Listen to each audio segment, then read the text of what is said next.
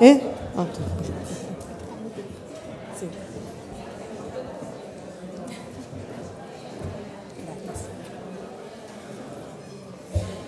Gracias. Yo la breve allí. ¿Dónde está Dolores?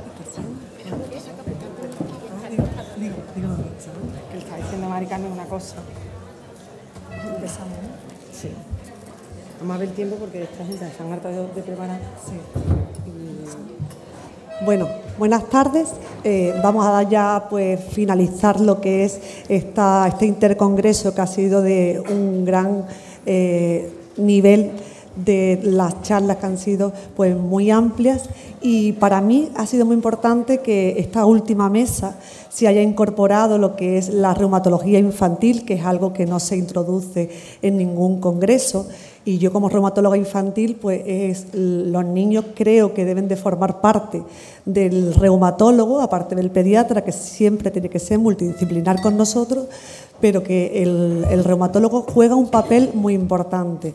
Y luego otro tema muy importante, como es la ecografía. La ecografía es la práctica clínica diaria.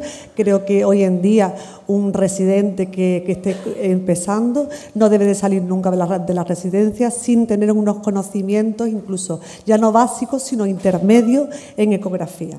Y, por supuesto, pues ya lo último, los marcadores de evolución, que eso es algo que todos los reumatólogos estamos siempre dándonos cuenta de qué marcadores tenemos que ver para que nuestros pacientes alcancen, pues, o la actividad mínima inflamatoria o la remisión.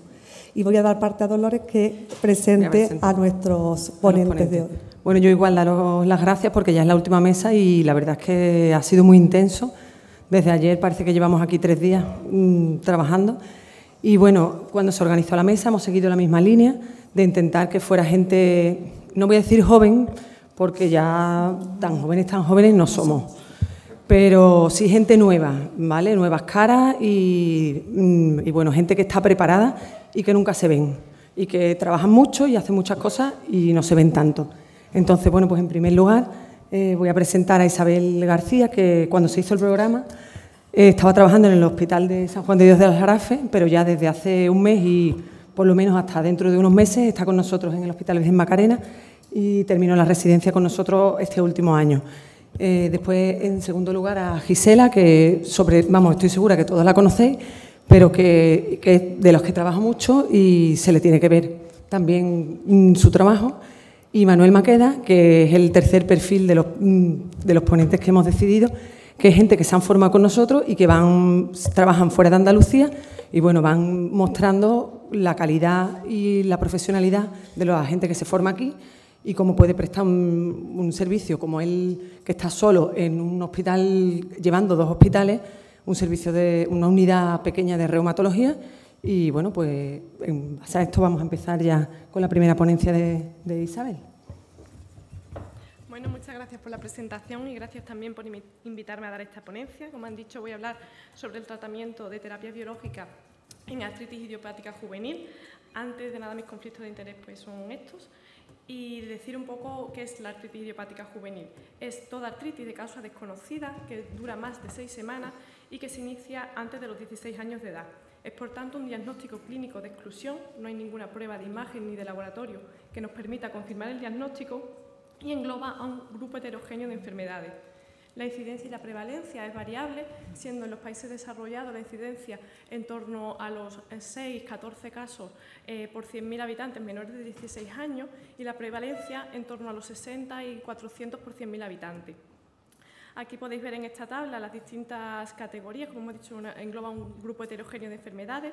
Son la artritis sistémica, la oligoartritis, la poliartritis, factor reumatoide positivo, factor reumatoide negativo, la artritis relacionada con entesitis, la artritis psoriásica y la artritis diferenciada. La más frecuente es la forma oligoarticular, seguida de la poliarticular factor reumatoide negativo. En cuanto al sexo, normalmente afecta más a las mujeres que a los hombres, exceptuando la artritis relacionada con entesitis, que es más frecuente en varones, y la IJ sistémica, que afecta a ambos sexos por igual. Haciendo ya referencia a lo que es el tratamiento, bueno, decir que la reumatología pediátrica ha experimentado una revolución en los últimos años. Si bien es cierto que los antiinflamatorios no esteroideos, los corticoides intraarticulares y el metotrexato siguen siendo las primeras líneas de tratamiento, a veces en la enfermedad agresiva estos tratamientos pueden no ser suficientes para alcanzar la remisión y prevenir así la discapacidad a largo plazo. Hoy en día se conocen mecanismos inmunológicos involucrados en la patogénesis de esta enfermedad, con lo cual se han permitido desarrollar nuevos fármacos que intervengan en determinados pasos de esta respuesta inmune, haciendo que en la remisión y la mejoría a largo plazo haya mejorado significativamente. Como podéis ver en esta figura, en las últimas décadas el aumento de las terapias biológicas que disponemos para tratar la IJ ha sido numeroso, ¿vale? Con lo cual hace que elegir una terapia en estos pacientes pues sea cada vez más complicado. Para ello hay estudios de alta calidad en niños, ¿vale? Aunque no todos los fármacos han conseguido la aprobación por las agencias del medicamento, hay solo los que veis en verde, y algunos están limitados a determinadas categorías. Sí, en rosita podéis ver algunos que se utilizan en adultos y en algunos casos de enfermedades refractarias, pero no están aprobados por las agencias del medicamento, y fármacos que de momento solo está indicado su uso en adultos. Estos son un esquema de toda la terapia biológica de la que disponemos, ¿vale? Para tratar la IJ, inhibidores del TNF, etanercept, adalimumab, infliximab y golimumab, biológicos que actúan directamente sobre la función y la interacción celular, que es el abatacept y el rituximab, inhibidores de la interleuquina 6, el tocilizumab, inhibidores de la interleuquina 1, que son anakinra y anakinumab. Vamos a decir un poco las indicaciones de cada uno de ellos y algunas consideraciones. Empezando con los anti-TNF, etanercept es de los más estudiados, tanto en eficacia como de seguridad. Está aprobado en niños de más de 2 años en AIJ poliarticular o oligoarticular extendida que no han respondido al metotrexato. También está aprobado en adolescentes de más de 12 años con AIJ psoriásica o artritis relacionada con entesitis. La dosis a la que se administra es de 0,8 miligramos kilo a la semana o de 0,4 miligramos kilo 2 veces en semana de forma subcutánea, y sí que un poco tener especial precaución en los casos de pacientes con AIJ psoriásica, artritis relacionada con entesitis o AIJ oligoarticular extendida, ya que parece ser que estos pacientes, estas categorías tratadas con etanercept, tienen más probabilidad de presentar un brote de uveitis. Adalimumab, otro anti-TNF, también ampliamente estudiado, aprobado para niños de más de 2 años con AIJ poliarticular activa, demostrando su eficacia tanto en monoterapia como en tratamiento con metotrexato. Actualmente hay abierto un registro a largo plazo para evaluar la eficacia de adalimumab a los 10 años, que ya estudios preliminares pues parece que sigue siendo un fármaco muy bien tolerado y con un perfil de seguridad como veníamos viendo. También está aprobado en niños de más de 6 años con artritis relacionada con entesitis, que han tenido una respuesta insuficiente a fármacos convencionales, y también ha demostrado su eficacia en los niños de más de 2 años con uveitis, también en tratamiento con metotrexato. Intento decir que la dosis, ¿vale? En función del peso, menos de 30 kilos se administra 20 miligramos en semanas alternas y más de 30 kilos 40 miligramos en semanas alternas. Infliximab no está aprobado para la artritis idiopática juvenil. La única indicación que tiene en pediatría es la enfermedad inflamatoria, pero sí que se ha visto en estudios tanto a corto como a largo plazo que es efectivo en AIJ poliarticular y algunos casos de uveitis relacionado con AIJ, siempre en tratamiento con metotrexato. Así que tener una especial consideración cuando queramos utilizar este medicamento, en que las dosis a las que se debe empezar son un poquito más altas de lo que estamos acostumbrados, dosis de entre 6 y 10 miligramos por kilo. Y luego incluso parece que las dosis de mantenimiento no deben espaciarse tanto y se pueden oscilar cada infusión entre las 4 y las 8 semanas según la respuesta clínica individualizada. En uveitis también se ha visto que es eficaz para prevenir o para cortar el brote de la inflamación, pero sí que es verdad que parece que a largo plazo los pacientes tienden a tener más recaídas, con lo cual no parece que sea el tratamiento más idóneo para controlar la enfermedad. Golimumab es de los últimos anti-TNF que se ha aprobado para artritis idiopática juvenil en niños de más de 40 kilos en combinación con metotrexato. Se administra dosis de 50 miligramos subcutáneos cada 4 semanas y el estudio que demostró la eficacia y seguridad de este tratamiento fue el estudio GO-KID, ¿vale? Que como podéis ver ya a la semana 16 se obtuvo mejorías importantes en la respuesta en todos los parámetros que miden la respuesta ACR pediátrica. El abatacept es un inhibidor de la coestimulación del linfocito T, está aprobado para niños mayores de 6 años con AIJ poliarticular moderada grave, que no han tenido respuesta suficiente a otros modificadores de enfermedad, incluido la terapia anti-TNF. Se utiliza dosis intravenosa en función del peso, 10 miligramos por kilo. Aunque todavía Batacé subcutáneo no está aprobado por la Agencia del Medicamento para su uso en niños, sí que se ha publicado recientemente los resultados del ensayo fase 3, que pretende evaluar la eficacia y la seguridad. ¿Vale? La eficacia, se ha demostrado la eficacia en función de las mejorías, en función del aumento del porcentaje de pacientes que alcanzaban los ACR pediátricos.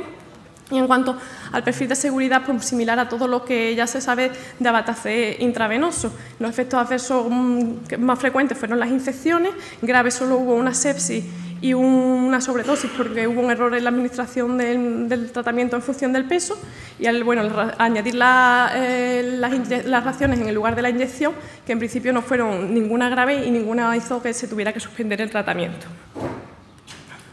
Rituximab es un anti-CD20 que no hay recomendaciones de momento para el tratamiento de la IJ, pero sí que se ha visto y se ha utilizado de forma no autorizada en niños con manifestaciones clínicas graves que no han respondido a los tratamientos convencionales.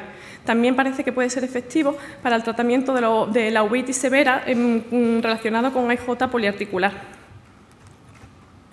Pasando ya a los anti-interleuquina 6, pues tocilizumab, ampliamente estudiado también, aprobado en niños de más de 2 años con AIJ sistémica que no respondían a tratamientos con AINE y corticoides, y también en niños de más de 2 años con AIJ poliarticular o oligoarticular extendida. La dosis que se administra intravenosa en función de peso, más de 30 kilos se administra dosis de 8 miligramos por kilo cada 2 semanas y menos de 30 kilos a dosis de 12 miligramos kilo cada 2 semanas.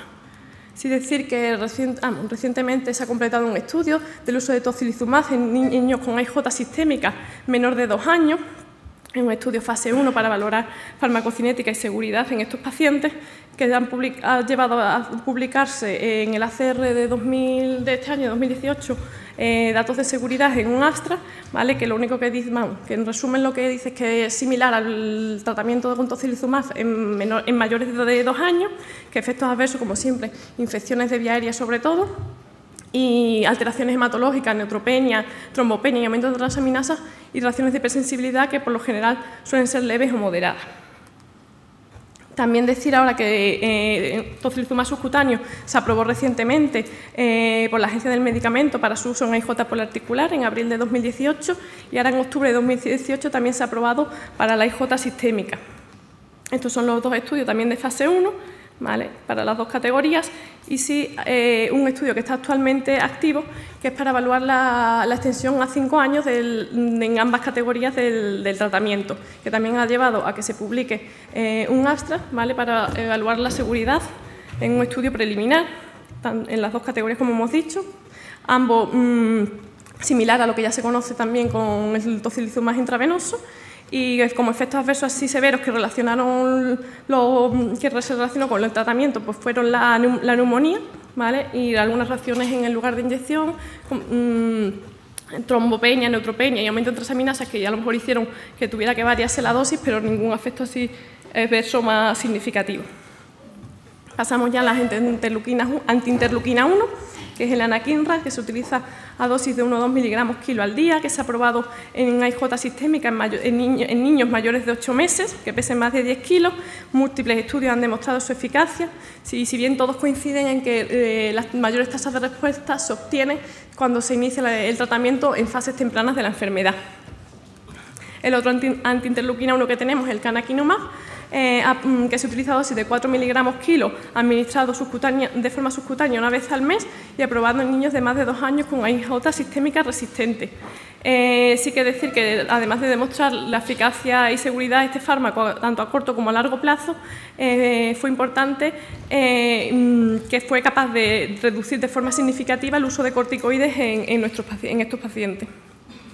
En definitiva, tenemos muchos estudios, mucha evidencia científica que nos puede ayudar a la hora de decidir qué algoritmo terapéutico o qué estrategia decidir en estos pacientes. Este es un algoritmo cogido de una guía clínica eslovena que me parecía interesante, clasificado en función de la categoría de AIJ que presentaban los niños, dejando los tratamientos biológicos siempre como tercera línea, salvo algunos casos en la enfermedad poliarticular grave, que sí que se utiliza como de segunda línea, Casi siempre pues, hacen referencia al uso de los anti-TNF, excepto la sistémica, que se puede usar indistintamente anti-interleuquina 1 o anti-interleuquina 6, y el Atacet reservándolo solo para los casos de artritis idiopática juvenil refractaria.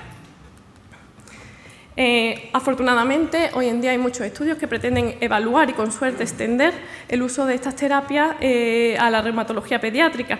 Estos fármacos que ahora mismo están en estudio son el certolizumab, sarilumab, ustekinumab, secukinumab, tofacitinib y upadacitinib. Y voy a dar algunas pinceladas más o menos para que sepáis en qué fase están. Certolizumab es un anti-TNF. Vale. Es un anti-TNF que en AIJ está simplemente el estudio Pascal, ¿vale? Que es fase activa, que lo que se pretende es evaluar eficacia y seguridad. Publicado ya datos a la semana 24 en el ACR de eficacia medida por la tasa de respuesta por el porcentaje que alcanzan el ACR pediátrico y la mejoría en el HADA-71, y en cuanto a los efectos adversos, pues similar a lo que ya se conoce con otros anti-TNF. Sarilumab es un anti-interleuquina 6, que en AIJ solo tiene 2 estudios ahora mismo y que están en fase de reclutamiento, este para AIJ poliarticular y este para AIJ sistémica.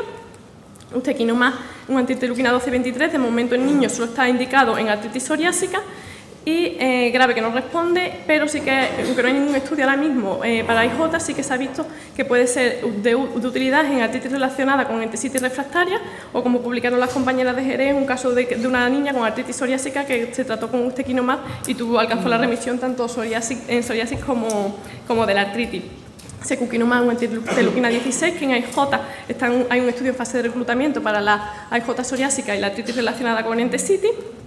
Tofacitinib, un inhibidor de la jasquinasa, que también en AIJ disponemos de 4 estudios, completado solo este para evaluar tolerabilidad y farmacocinética en los niños, en AIJ poliarticular, y estos 3 en fase de reclutamiento para evaluar la eficacia a largo plazo, la eficacia seguridad en los pacientes con AIJ sistémica y la eficacia comparada con placebo en todas las categorías de AIJ. Y por último, upadacitinib, ¿vale? Que está en investigación tanto en adultos como en niños. El estudio que está diseñado para niños simplemente no está ni siquiera en fase de reclutamiento, es para evaluar eficacia y seguridad. Y como conclusión, pues decir que, bueno, que gracias a los medicamentos biológicos el resultado de la AIJ ha mejorado significativamente en las últimas 2 décadas, que se disponen de fármacos ampliamente estudiados en niños y nuevos fármacos en estudio para distintas categorías de AIJ, que a más opciones de tratamiento, pues mayor complejidad en la toma de decisiones, y que es necesario buscar marcadores clínicos y biológicos para predecir la respuesta terapéutica y así ayudarnos a elegir y adaptar mejor la terapia biológica a cada caso individual.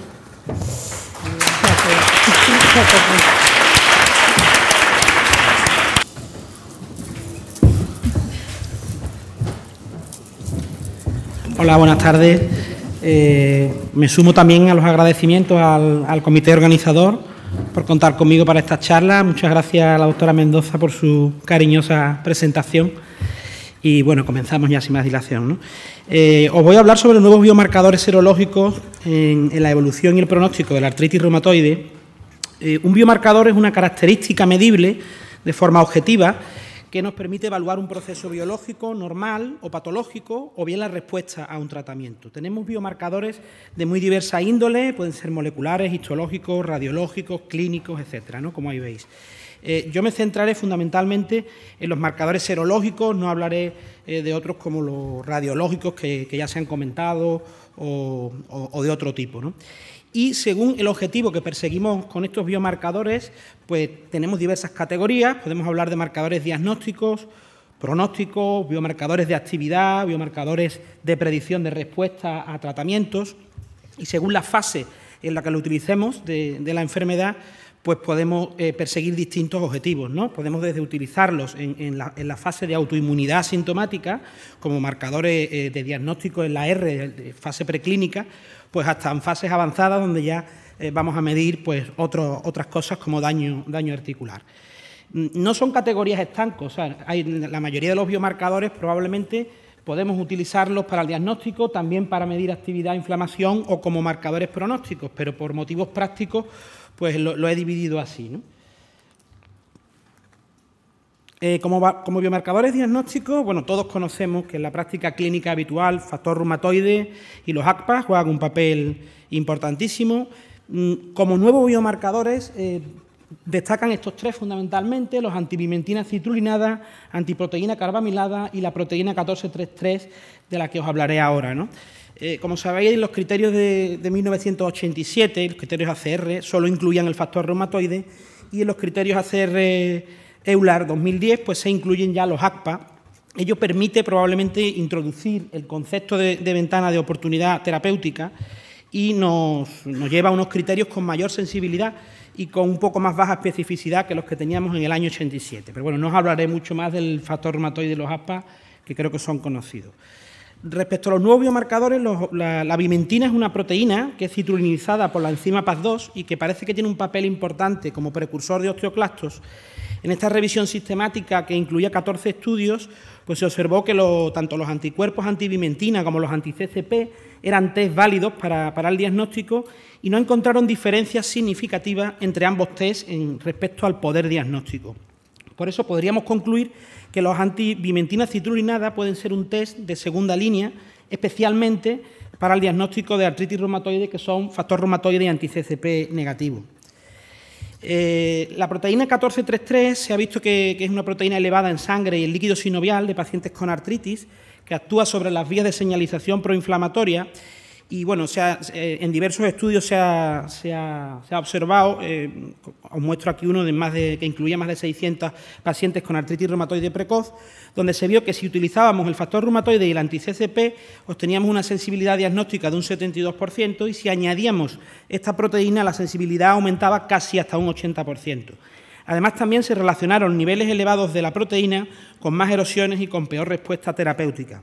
De forma que parece que la proteína 1433 incrementa la sensibilidad diagnóstica cuando la combinamos con factor reumatoide y con anti-CCP. Y los anticarbamiladas han sido detectados ya en muy diversos estudios en artritis reumatoide, apareciendo años antes que los primeros síntomas de artritis, como se ha visto con los ACPA.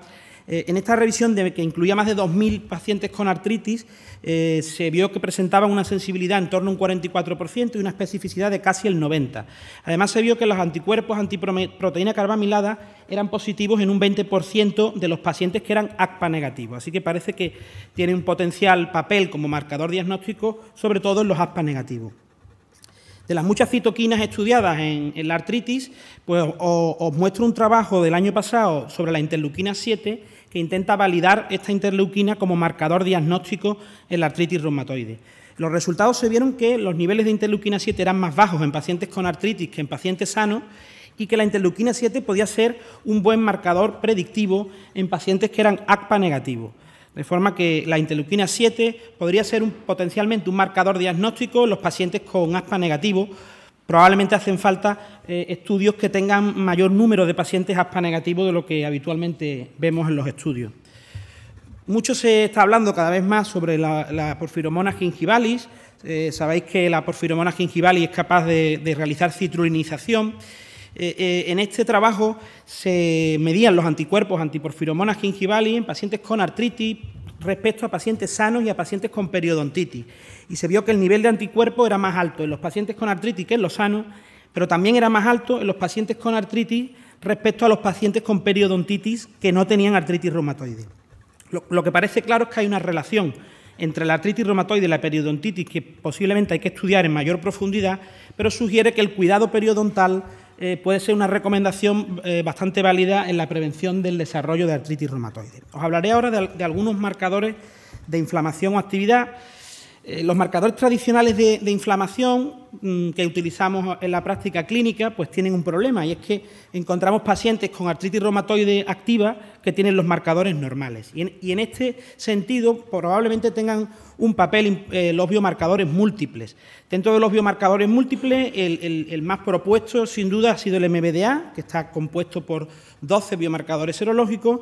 Y en este trabajo sobre el registro Corona se vio que los niveles de este índice estaban asociados a niveles de actividad en artritis reumatoide, y que casi un tercio de los pacientes que tenían una PCR normal tenían alto índice MBDA. Por tanto, este índice, o en general los biomarcadores múltiples, posiblemente jueguen un papel en pacientes con biomarcadores de inflamación tradicionales normales para valorar la actividad. La vitamina D, ampliamente estudiada en muchas enfermedades, también en artritis, sabemos que tiene una función importante o es esencial en la función inmune. En este metaanálisis, que incluía más de 1000 pacientes con artritis reumatoide y casi 1000 controles, se vio que los niveles de vitamina D eran inferiores en los pacientes con artritis respecto a los controles y que la prevalencia de insuficiencia de vitamina D era mayor en los pacientes con artritis que en los sanos. Se observó una correlación inversa entre el nivel de vitamina D y el DAS28. Por tanto, la vitamina D se relaciona tanto con la susceptibilidad al desarrollo de artritis reumatoide como probablemente con el nivel de actividad, y pudiera ser también un marcador que pudiéramos utilizar. Se han estudiado también diversos marcadores celulares. Os pongo solamente este de un trabajo del año pasado, el CD206, que es un receptor expresado por macrófagos y por células dendríticas, en el que en este trabajo se vio que niveles más altos de este marcador se encontraban en pacientes con artritis respecto a sanos, y que cuando se producía un descenso en la actividad de la enfermedad en respuesta al tratamiento, de forma pareja se producía también un descenso en los niveles de este marcador. Por tanto, parece que también el CD206 puede estar correlacionado con la actividad de la enfermedad y nos podría servir como marcador. Y, por último, de marcadores de actividad, el amiloide sérico, que se ha visto que puede responder de forma distinta a diferentes terapias. En este trabajo ellos concluían que posiblemente el amiloide sérico tipo A en relación al DAS28 pueda ser mejor marcador que incluso la PCR, especialmente en pacientes con anti-TNF, o sea que puede ser potencialmente un marcador de actividad y parece que especialmente en pacientes tratados con anti-TNF. Respecto a los biomarcadores pronósticos, bueno, los autoanticuerpos todos conocemos que están asociados, son predictivos de progresión radiográfica, también diversos marcadores de destrucción articular y marcadores de inflamación, y el MBDA, del que os hablaba antes, se han relacionado con progresión radiográfica. La genética, pues sabemos que el HLA-DR104 está asociado a progresión erosiva y que algunos alelos del HLA-DR, los que tienen los residuos DERA, pueden ser protectores contra la progresión radiográfica. Es muy conocido la relación de los autoanticuerpos con la progresión radiográfica, tanto en AR precoz como en AR establecida, hasta el punto que se han llegado o se está estableciendo dos posibles modelos de artritis, ¿no? Entre los ACPA positivos, en los que influirían determinados factores genéticos y ambientales y con un peor pronóstico, y los ACPA negativos, en el que serían otros parámetros los que influirían. Los parámetros, los marcadores nuevos que os hablaba antes para el diagnóstico, realmente en progresión radiográfica no se han llegado a ver hasta ahora datos muy concluyentes sobre los antivimentinas y sobre la proteína 1433. La calprotectina, que se ha estudiado en múltiples patologías y especialmente en enfermedad inflamatoria intestinal, parece que puede tener también un papel en artritis. Es un complejo expresado en granulocitos y monocitos y se ha observado que hay altos niveles de la misma en la unión del panus con el cartílago. En este estudio se relacionó los niveles de calprotectina con velocidad PCR y hallazgos ecográficos. No encontraron relación con la actividad o con la VSG y PCR, pero sí había relación con los hallazgos por Power Doppler. Por tanto, parece que los niveles altos de calprotectina basal están relacionados con la progresión radiográfica y es capaz de predecir erosiones. El MBDA, del que antes os hablaba, pues también se ha asociado claramente con progresión radiográfica, ¿no? Está compuesto por 12 biomarcadores, que ahí os muestro, y se ha objetivado en AR precoz, en tratamiento con DEMAR, que altas puntuaciones basales son predictivas de progresión estructural, y también en pacientes naïf a DEMAR, como se vio en el estudio SWIFOT, puntuaciones bajas de este índice no tuvieron progresión radiográfica en 2 años, mientras que puntuaciones altas sí. Por tanto, parece que el MBDA es un fuerte predictor independiente de progresión radiográfica y probablemente podría servir para identificar un subgrupo de pacientes que tengan bajo riesgo de progresión.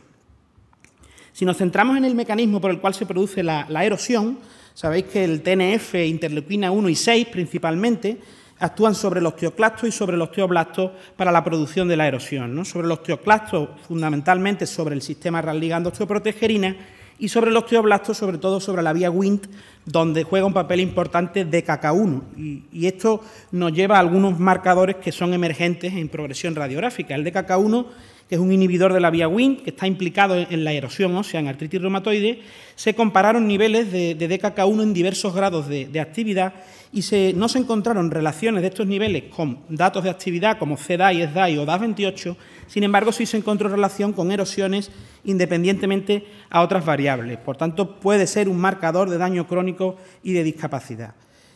Osteoprotegerina, también estudiada en este trabajo en pacientes con artritis reumatoide según el esquema Treat-to-Target, la mayoría estaban con baja actividad o en remisión, y se medía el índice Char-Van-Der Heide.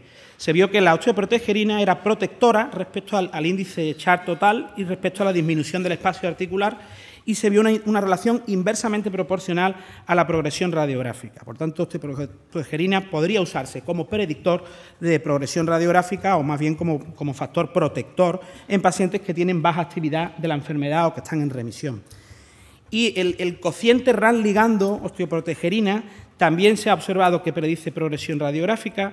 Niveles bajos de RAS ligando y de este cociente predicen también remisión de la enfermedad. Entonces, no solo se ha asociado con progresión radiográfica, sino probablemente también hay una ligera asociación con la necesidad que tienen los pacientes de un tratamiento intensivo.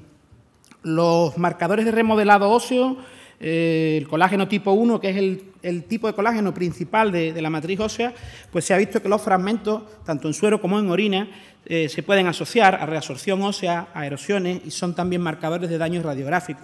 Concretamente el C1M, que es el principal fragmento del colágeno tipo 1, en el estudio LITE, un estudio con tocilizumab, se observó que los niveles basales de este marcador se correlacionaban con progresión radiográfica en un año y que cuando se reducía a las 16 semanas, esta reducción se asoció con una reducción posterior también de la progresión radiográfica. Así que los fragmentos del colágeno tipo 1 son marcadores potenciales de progresión radiográfica.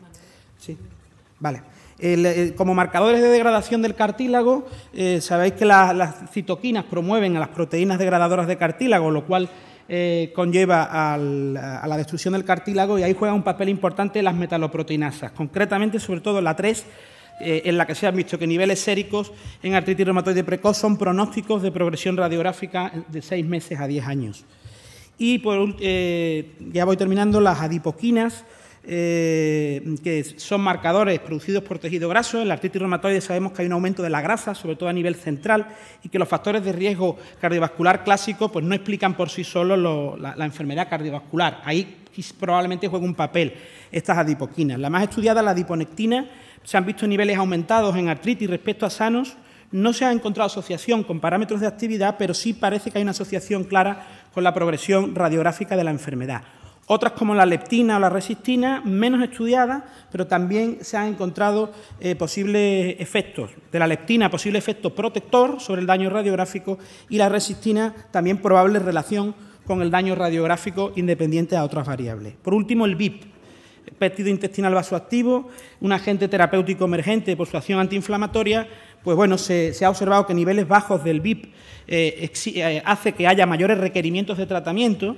Los pacientes ASPA negativos, los que tienen VIP bajo, tienen peor pronóstico que los que lo tienen altos, y por tanto el VIP parece que puede utilizarse como un marcador pronóstico y de necesidad de tratamiento independiente del tratamiento prescrito. Como conclusiones finales, tenemos la necesidad de identificar y validar nuevos biomarcadores, para el diagnóstico precoz, para medir la actividad, para predecir la evolución y el pronóstico de la enfermedad y la progresión estructural, y posiblemente para elegir de la forma más individualizada posible una terapia. Veis que hay muchos estudios que reflejan posibles marcadores futuros, pero lo que tenemos es una enorme dificultad de validación y de llevar todos estos marcadores a la práctica clínica. Por tanto, tenemos la necesidad de nuevos estudios que tengan muestras amplias de carácter prospectivo para poder validar estos marcadores que se han propuesto. Muchas gracias.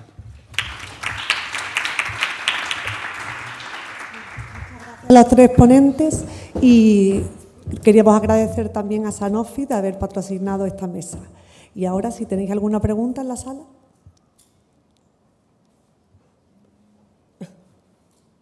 Bueno, voy a empezar. Yo quería preguntarle a Manuel, me ha parecido una revisión muy exhaustiva, un tema complejo, y eso es hacia donde queremos ir en la artritis reumatoide y en otras enfermedades reumáticas, hacia buscar un perfil de pacientes al que puede tener peor pronóstico, que puede responder mejor a un tratamiento. Después de la revisión que tú has hecho, Los marcadores de actividad, bueno, teniendo la ecografía, que nos puede corroborar, quizás buscar un marcador serológico de actividad puede ser un poquito más secundario, pero con respecto a los diagnósticos y a los de progresión, si tú, después de la revisión que has hecho, tuvieras que elegir y pudieras aplicar a la práctica clínica alguno, ¿cuál te parece que ahora mismo pudiera tener más...? Respecto a los marcadores diagnósticos, bueno, yo creo que los que os mostraba ahí como principales de los nuevos, ¿no? Los antipimentina y los anticarbamilada, posiblemente creo que pueden jugar un papel importante en los pacientes anti-CCP negativos, ¿no? Al principio teníamos la artritis seronegativa, era más amplia de lo que cada vez va siendo más pequeña, ¿no? Porque con la aparición de los anti-CCP, los otros ACPA, pues cada vez tenemos menos artritis seronegativa, o lo que creíamos que eran artritis seronegativas eran seronegativas para los anticuerpos que conocíamos, ¿no? Entonces ahí yo creo que pueden jugar un papel importante. Y respecto a los de progresión, me preguntabas, ¿no? A ver, yo creo que en un paciente donde tenemos marcadores claros de gravedad, que va a tener un pronóstico agresivo, ahí quizás en el tratamiento no tengamos tantas dudas, pero hay otros pacientes, sobre todo esos marcadores que normalmente utilizamos son más normales, nos pueden presentar más dudas, y ahí posiblemente sí pueda ser un subgrupo de pacientes donde pedir esos biomarcadores, tanto para aplicar un tratamiento más agresivo cuando haga falta, como probablemente también para optimizar los tratamientos cuando creemos que son pacientes que van a evolucionar bien, ¿no? Sí.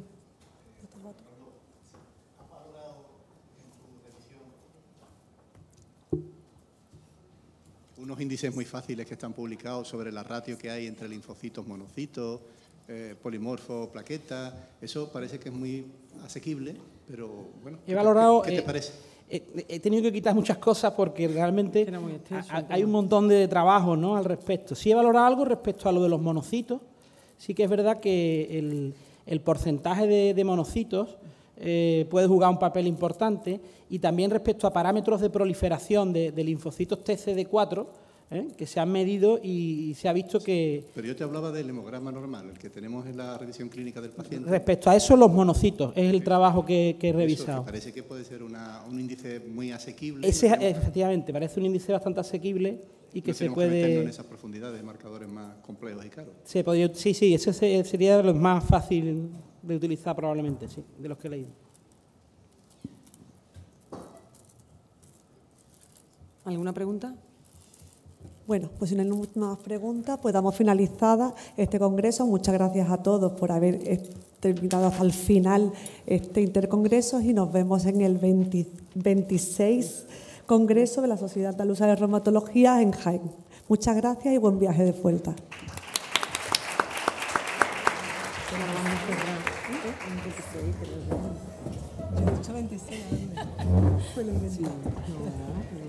Vamos a cerrar ahora. Sí, porque muy bien, que 25 fue Jerez, eso me...